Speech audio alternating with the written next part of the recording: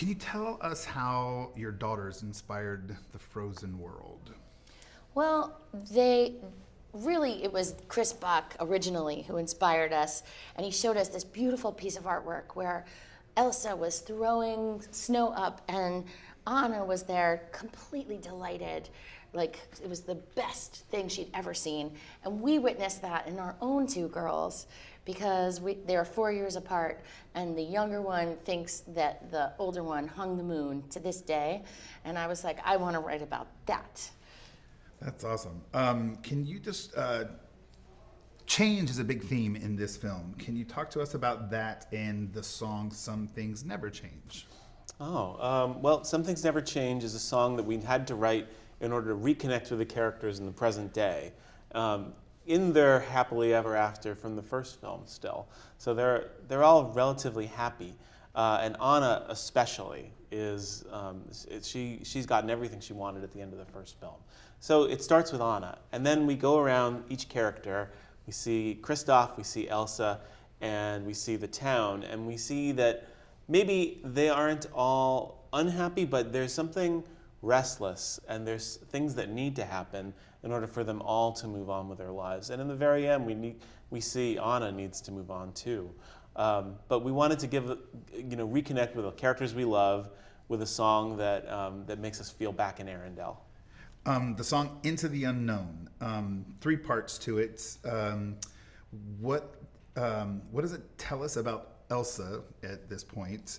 What does she learn, and what does Idina Menzel bring to the character Elsa in that song? The first thing we learn is that there's a voice calling Elsa, and the voice, we use something that's been used in music for hundreds of years called the dies irae. Do you want to play it, Bobby?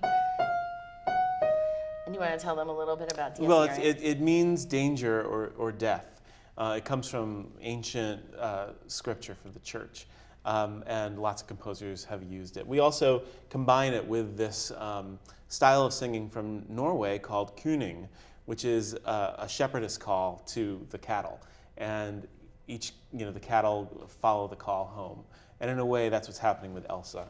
That's right. So she's hearing this voice, but doesn't want to tell anyone because she's worried about rocking the boat, and she knows that there's something in her that feels like she wants to answer it.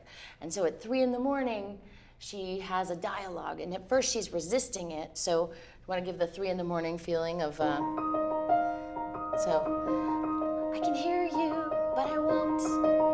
Some look for trouble, while others don't.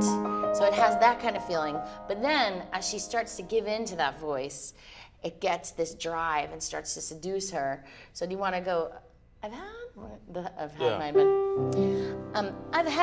my adventure. Thank you. I've had my adventure.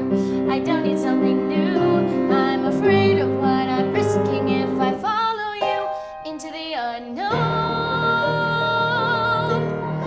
Into the unknown. Into the unknown.